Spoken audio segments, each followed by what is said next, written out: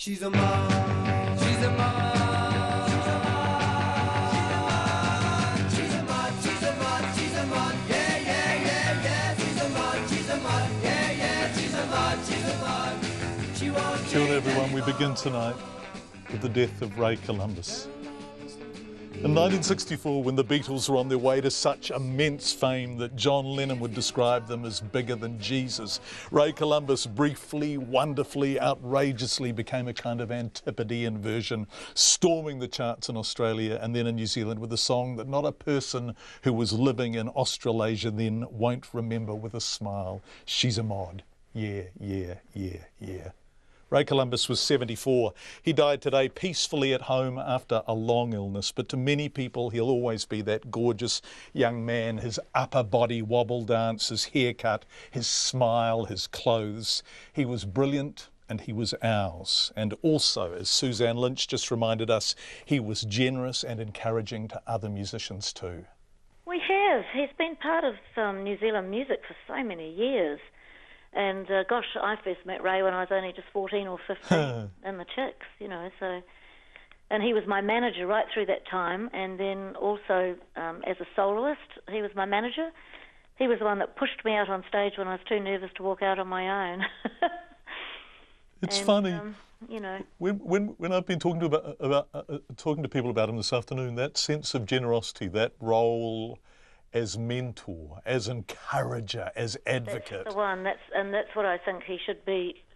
Besides his music, you know, he was such a supporter of New Zealand artists and just New Zealand music, getting New Zealand music played, just supporting anybody who had a problem with a contract. The first person he went to was always Ray Columbus. Because he knew, he'd been there and done that, right? He'd lived it, he'd scaled the absurd and lofty heights, and he knew the business. That's right. He knew the business, and he was happy to share his knowledge, which I think was an absolute treasure.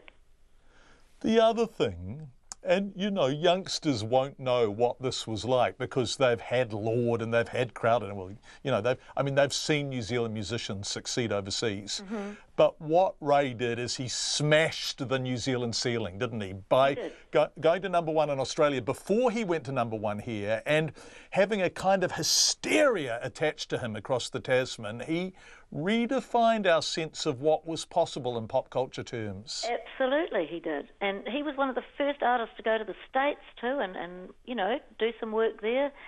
And Australians love him. He's still got a big following there, I'm sure.